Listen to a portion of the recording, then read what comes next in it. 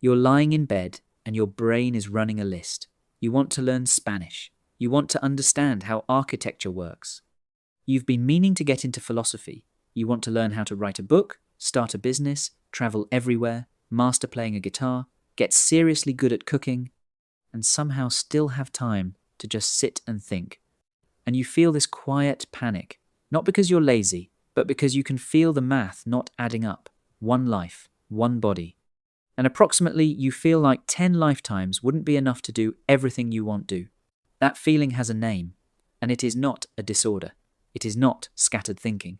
Psychologists call it multipotentiality, and it describes people whose intellectual and creative capacity spans so many domains simultaneously that no single path ever feels like enough. Here is what makes this different from regular ambition. A person with typical drive wants more of one thing, more money, more recognition, more success in their chosen lane. But you don't want more of one thing. You want entirely different things, all at once, all equally. And the world keeps asking you to choose. Pick a lane, find your passion, singular, specialize.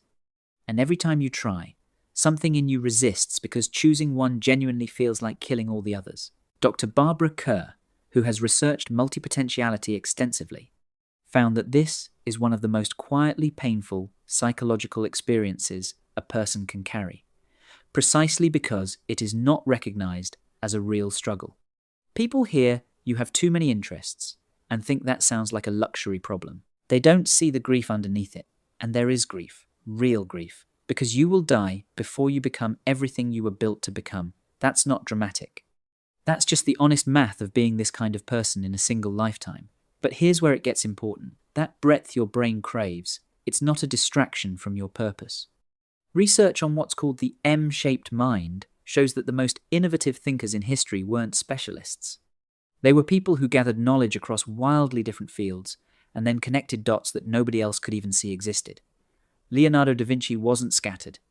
He was operating at a level of synthesis that specialization could never produce. The full version of a quote you've probably heard cut in half goes like this: "A jack of all trades is a master of none, but oftentimes better than a master of one. The world kept the first half, handed it to people like you, like a verdict." But the second half is where the truth actually lives. The pain isn't that you want too much. The pain is that you've been trying to fit an M-shaped mind into a world designed for a straight line.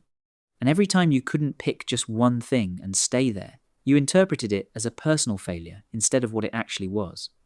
Evidence that your brain simply works differently, at a wider frequency than most. Now let's talk about what the M-shaped mind actually looks like, because this is the part that will finally make you feel seen.